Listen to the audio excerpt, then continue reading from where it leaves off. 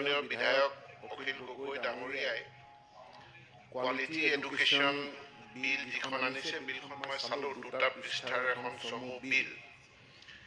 শিক্ষা বুলি ক'লে বা শিক্ষানুষ্ঠান বুলি ক'লে শিক্ষক, ছাত্ৰ ছাত্ৰী, আন্তঃগাঁথনি এই গোটেইখিনি লৈয়ে হয়।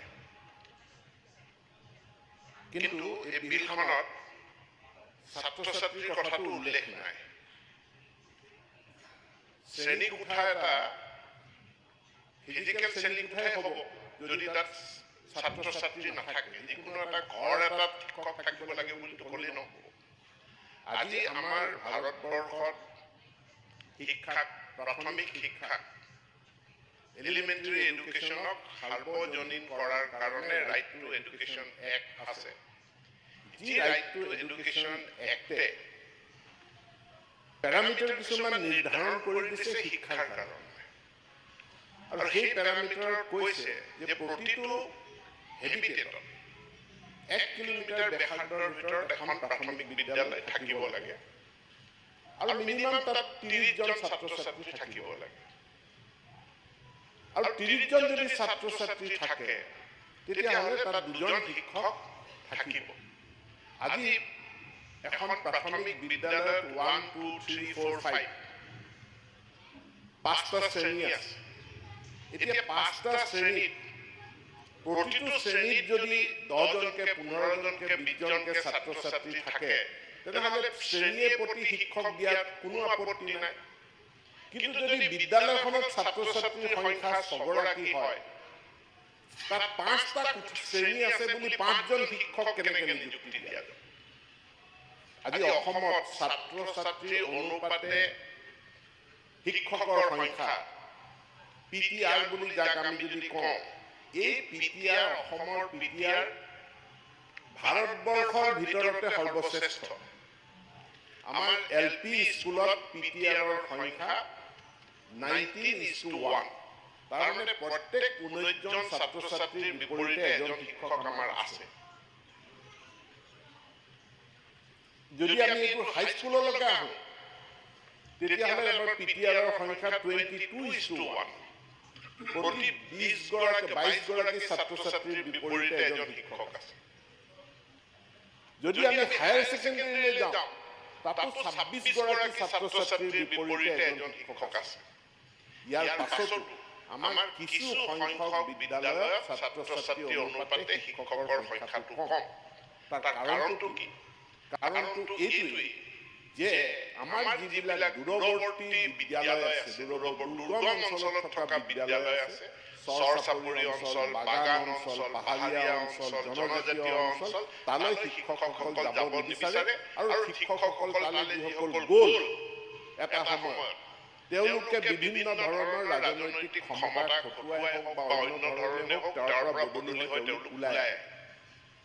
এতিয়া আমি আমাৰ চৰকাৰখনে নিৰন্তৰভাৱে আমি এটা প্ৰচেষ্টা চলাইছোঁ, যিটো প্ৰচেষ্টাত মাননীয় মুখ্যমন্ত্ৰী শিক্ষামন্ত্ৰী হৈ থাকোঁতে এখন আইন আনিলে 2017 চনত যে শিক্ষকৰ বদলীকৰণ নাই, যাতে শিক্ষকসকল দুৰ্গম অঞ্চলত আছোঁ বুলি তেওঁলোকে বদলি হৈ আহিব নোৱাৰে এখন জিলাৰ পৰা আন এখন জিলালৈ। গোটেই বদলিৰ কাৰবাৰটো যাতে এটা নিয়ন্ত্ৰণৰ মাজত হয়।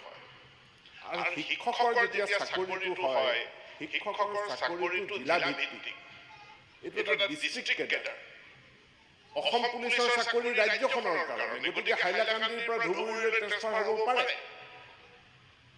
বা আমাৰ এতিয়া গ্ৰেড 3, গ্ৰেড 4 যিবিলাক ষ্টেট কেডাৰ, তিনিচুকীয়া জিলাৰ পৰা তেওঁলোকৰ বদলি বৰপেটা জিলালৈ হ'ব পাৰে। কিন্তু শিক্ষকৰ চাকৰিটো এইটো ডিষ্ট্ৰিক্ট কেডাৰ হয়। গতিকে তেওঁ ডিষ্ট্ৰিক্টৰ পৰা বদলি হৈ যাব নোৱাৰে। আৰু শিক্ষকজনে চাকৰিটো প্ৰাপ্তিৰ সময়ত তেওঁ যেতিয়া ডিষ্ট্ৰিক্ট চইচ দিব লাগে, ডিষ্ট্ৰিক্ট চইচ প্ৰাৰ্থীজনে নিজে কৰে। আৰু সেইমতে তেওঁ চাকৰিত নিযুক্তি পায়, ধুবুৰীত নিযুক্তি পায়, গোৱালপাৰাত নিযুক্তি পায়, 2 মাহৰ পাছত বদলি হৈ বেলেগলৈ সুবিধাজনক ঠাইলৈ গুচি আহে।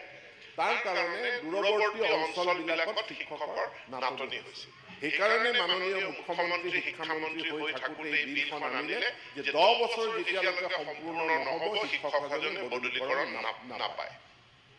দিব্যাংগ ব্যক্তিৰ ক্ষেত্ৰত 2 বছৰ সম্পূৰ্ণ নহ'লে তেওঁ ট্ৰেন্সফাৰ নহয় কিন্তু আমি অমানৱীয় হ'ব নোৱাৰোঁ কেতিয়াবা খুব জটিল ৰোগ হয় কাৰোবাৰ কেঞ্চাৰ হয় শিশুৰ অটিজম স্পেক্ট্ৰাম ডিজিজ হয় তেনে ক্ষেত্ৰত বিশেষ বদলিৰ ব্যৱস্থা হ'ল আৰু এতিয়া আমি সেইখন আইনৰ অধীনত আমি শিক্ষকসকলৰ বদলীকৰণ কৰিছোঁ মই আজি পবিত্ৰ সদনত মই জনাবলৈ পাই সুখী হৈছোঁ 20,000 শিক্ষকৰ বদলীকৰণ আইনসন্মতভাৱে বিধিসন্মতভাৱে এই শিক্ষক বদলীকৰণ যিখন আইন এই আইনৰ অধীনত বদলীকৰণ হৈছে ইয়াৰ পাছত আমি দুখন আঁচনি অতি গুৰুত্বপূৰ্ণ এখন হ'ল শিক্ষা ক্ষেত্ৰ আঁচনি আনখন হ'ল আমাৰ ৰেচনেলাইজেশ্যনৰ যিটো প্ৰচেছ শিক্ষা ক্ষেত্ৰ আঁচনিত আজি অখিল গগৈ ডাঙৰীয়াই যিটো কৈছে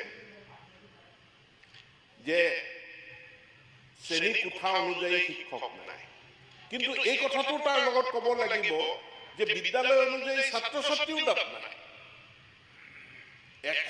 এটা 100 মিটাৰৰ দূৰত্বত এখন গাঁৱতে দুটা চুবুৰীত যদি দুখন বিদ্যালয় থাকে ছাত্ৰ ছাত্ৰী ক'ৰ পৰা পাব এতিয়া ছাত্ৰ ছাত্ৰী তাত নাপায় আমি সেইকাৰণে দুইখন বিদ্যালয় একেলগ কৰাৰ পাছত তাত শিক্ষকৰ সংখ্যাও বাঢ়ি গ'ল ছাত্ৰ ছাত্ৰীৰ সংখ্যাও বাঢ়ি গ'ল গতিকে মাননীয় বিধায়কসকলক মই অনুৰোধ জনাম যে যিখিনি বিদ্যালয় ওচৰা ওচৰিকৈ আছে ছাত্ৰ ছাত্ৰী নাই শিক্ষা ক্ষেত্ৰ আঁচনিখন পঢ়ি লৈ সেই শিক্ষা ক্ষেত্ৰ আঁচনিখন পঢ়ি লৈ সেই শিক্ষা ক্ষেত্ৰ আঁচনিৰ অধীনত এই এমালগেমেশ্যনটোক সমৰ্থন জনাব লাগে এমালগেমেশ্যনৰ অৰ্ডাৰ ওলোৱাৰ লগে লগে মানুহে কয় যে আমাৰ ইয়াত লগত আমাৰ ঐতিহ্য জড়িত হৈ আছে আৱেগ জড়িত হৈ আছে বহুতে কয় যে আমাৰ গাঁৱৰ একমাত্ৰ চৰকাৰী অনুষ্ঠান ইয়াত এইখন বন্ধ নকৰিব আমাৰতো বন্ধ কৰাৰ কোনো অভিপ্ৰায় নাই কিন্তু ছাত্ৰ ছাত্ৰী নাই এতেকে ছাত্ৰ ছাত্ৰী তাত যাতে হয় sustainable number of students Akhil Gogoi ডাঙৰীয়াই বিলখনত আনিছে যে বিষয় অনুপাতে ছাত্ৰ ছাত্ৰী হ'ব লাগে আমাৰ যি প্ৰভিন্সিয়েলাইজেশ্যন এক্ট আছে 2017-18 এমেণ্ডমেণ্ট হ'ল সেই আইনখনতে স্পষ্টভাৱে উল্লেখ আছে যে এটা বিষয়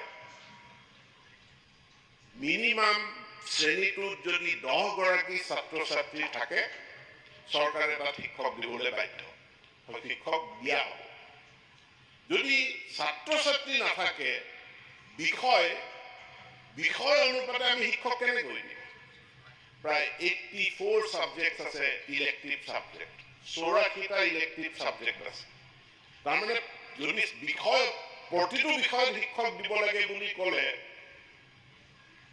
আৰু ছাত্ৰ ছাত্ৰীৰ কথা উল্লেখ নকৰিলে ইলেক্টিভ সাবজেক্টৰ কাৰণে প্ৰতিখন হাইস্কুলত 84 গৰাকী শিক্ষক দিব লাগে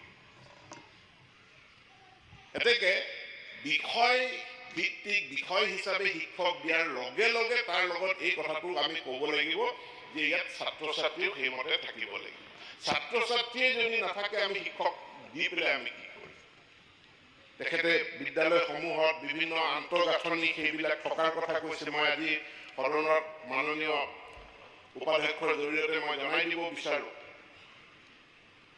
গুণোৎসৱ 2017 চন হৈ যোৱাৰ পাছত চৰকাৰখনে যিখিনি পদক্ষেপ ল'লে আন্তঃগাঁথনিৰ সমস্যা সমাধান কৰাৰ ক্ষেত্ৰত ইয়াত আমি এক ব্যাপক সফলতা লাভ কৰিবলৈ সক্ষম হ'লোঁ আজি অসমৰ 44,188 স্কুল এক্সটাৰ্নেল ইলেক্ট্ৰিফিকেশ্যন আমি এচিভ কৰিছোঁ 99.86%, internal electrification 99.59%, drinking water facility 98.21%, boys toilet 98.55%, girls toilet 99.26%, boundary wall ইয়াত আমি পিছ পৰি আছোঁ 52.14 বহু বিদ্যালয়ত বাউণ্ডেৰী ৱাল নাই আমি ক্ৰমান্বয়ে এইখিনি বনাই গৈ আছোঁ ৰেম্প 97.37%, এডিশ্যনেল ক্লাছৰুম যোৱা সময়খিনিত এই গুণোৎসৱৰ পাছত আমি 18,000 এডিশ্যনেল ক্লাছৰুম অসমৰ বিভিন্ন বিদ্যালয়ত নিৰ্মাণ কৰিছোঁ কিছু সংখ্যক বিদ্যালয় যিখিনি প্ৰভিন্সিয়েলাইজেশ্যনৰ জৰিয়তে সেলফ বেস স্কুল হৈছিল য'ত আন্তঃগাঁথনিটো নিচেই দুৰ্বল, কাৰণ সেইবিলাক ভেঞ্চাৰ বিদ্যালয় আছে। সেইখিনি বিদ্যালয়ৰ আন্তঃগাঁথনি উন্নয়ন কৰাৰ কাৰণেও বৰ্তমানে আমি ব্যৱস্থা গ্ৰহণ কৰি আছোঁ আৰু নিশ্চিতভাৱে খুব সোনকালে সেই সমস্যাবিলাক দূৰ হ'ব। শিক্ষকৰ প্ৰশিক্ষণৰ কথা কৈছে। আমাৰ এইখন চৰকাৰে শিক্ষক প্ৰশিক্ষণটো, টিচাৰ ট্ৰেইনিংটো এটা টপ মোষ্ট প্ৰায়ৰিটি দি কাম কৰি আছে। আমি হাইস্কুলৰ, আপাৰ প্ৰাইমেৰী স্কুলৰ যিসকল বিজ্ঞান আৰু গণিতৰ শিক্ষক, তেনেকুৱা ৬,০০০ শিক্ষকৰ প্ৰশিক্ষণ আমি সম্পূৰ্ণ কৰিছোঁ আৰু প্ৰশিক্ষণটো নিৰবিচ্ছিন্নভাৱে দিয়াৰ বাবে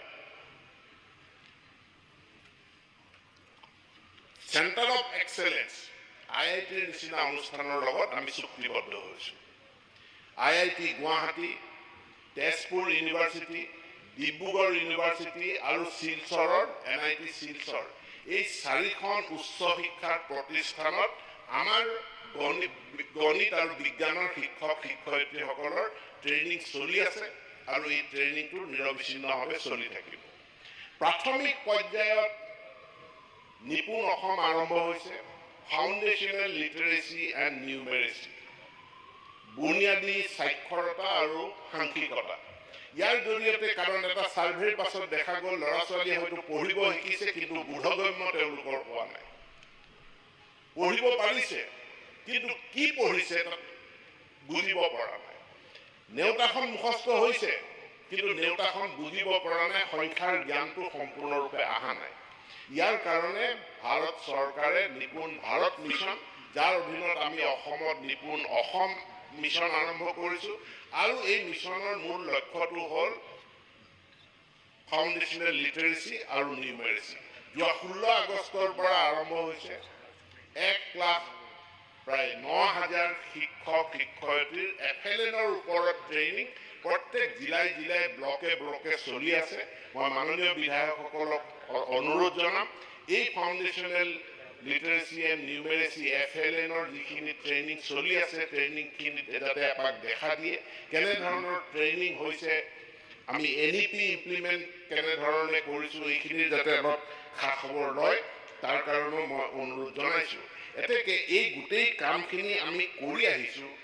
যি মেণ্টেল হাইজিনৰ কথা কৈছে, যে আজিকালি সাইকোলজি কাউন্সেলিঙো কৰিব লাগে, সেই কামো আমি কৰিছোঁ। ভাৰতবৰ্ষৰ প্ৰখ্যাত মানসিক যি চিকিৎসালয় আছে, NIMHANS national institute of mental health and science, নিমহান্সৰ লগত অসম চৰকাৰৰ শিক্ষা বিভাগে চুক্তিবদ্ধ হৈ তেওঁলোকৰ দ্বাৰা চাৰ্টিফাইড প্ৰমাণিত ব্যক্তিৰ দ্বাৰা আমি বিদ্যালয়ে বিদ্যালয়ে ছাত্ৰ ছাত্ৰীসকলৰ আমি কাউন্সেলিঙো তেওঁলোকৰ আমি কৰিছোঁ।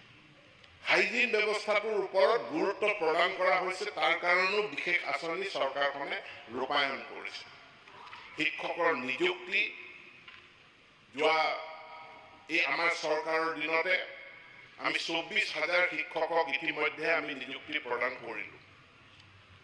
বহুত পদ আমাৰ খালী নাই, যিখিনি ৰিটায়াৰমেণ্টৰ কাৰণে যিখিনি পদ খালী হৈছিল, সেই তাৰো বিজ্ঞাপন প্ৰকাশ পাইছে আৰু এই বিজ্ঞাপন ছেকেণ্ডেৰী ছেকশ্যনত আমি এটা বিশেষ ব্যৱস্থা এইবাৰ গ্ৰহণ কৰিছোঁ।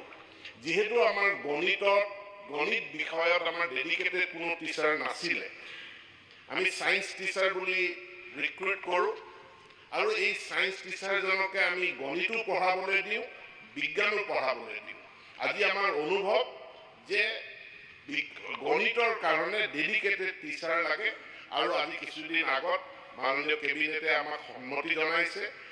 2018 চনৰ সেৱা বিধিৰ সংশোধনীৰ জৰিয়তে আমি বিশেষভাৱে গণিতৰ শিক্ষক নিযুক্তি দিয়াৰ কাৰণে গণিত শিক্ষক, গ্ৰেজুৱেট টিচাৰ মেথমেটিক্স বুলি এটা পদে আমি আমাৰ হাইস্কুলসমূহত সৃষ্টি কৰিছোঁ আৰু আমাৰ যি নতুন ৰিক্ৰুইটমেণ্ট হ'ব, নতুন ৰিক্ৰুইটমেণ্টত প্ৰথমবাৰৰ কাৰণে অসমৰ বিদ্যালয়ত আমি মেথছ টিচাৰ স্পেচিয়েলি আমি তেওঁলোকক ৰিক্ৰুইট কৰিম।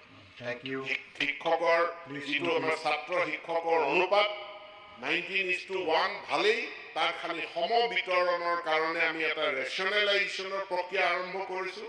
এতিয়া ৰেচনেলাইজেশ্যন কৰিবলৈ যাওঁতে আমি এটা ৰেচনেলাইজেশ্যন ড্ৰাইভ কৰিলোঁ উপাধ্যক্ষ মহোদয়, কিন্তু আমি সকলো মানুহ বিভিন্ন বিষয়া কৰ্মচাৰী তেওঁলোকৰ ওপৰত নিৰ্ভৰশীল কৰিব লগা হয় আৰু কৰোঁতে কাৰোবাৰ প্ৰতি কোনোবাই মৰম কৰে কাৰোবাৰ প্ৰতি কোনোবাই অলপ মানে শাস্তিমূলক দৃষ্টিৰে চাই গতিকে প্ৰকৃত ৰেচনেলাইজেশ্যন হৈ নুঠে ইতিমধ্যে আমি আৰ্টিফিচিয়েল ইণ্টেলিজেন্সৰ জৰিয়তে যেনেকৈ শিক্ষা আমি হেতু কৰিলোঁ আৰু শিক্ষা হেতুত ছাত্ৰ শিক্ষকৰ উপস্থিতি লৈছোঁ এইবাৰ ৰেচনেলাইজেশ্যনৰ কাৰণেও আমি আৰ্টিফিচিয়েল ইণ্টেলিজেন্স আমি ইউজ কৰাৰ কাৰণে আমাৰ ছফ্টৱেৰ সম্পূৰ্ণ হৈ গ'ল এতিয়া ছফ্টৱেৰ কম্পিউটাৰে গোটেই মোৰ জিলা এখনৰ বিদ্যালয়সমূহৰ পৰিসংখ্যা লৈ কোন শিক্ষকক ক'ত দিব পৰা যায় ইয়াৰ অংকটো ছফ্টৱেৰে কৰি দিব যিটোৰ ওপৰত যিটোক আমি খালি ফাইন টিউনিংহে কৰিম আমি বিভাগে হেতুৰ ফাইন টিউনিং কৰিম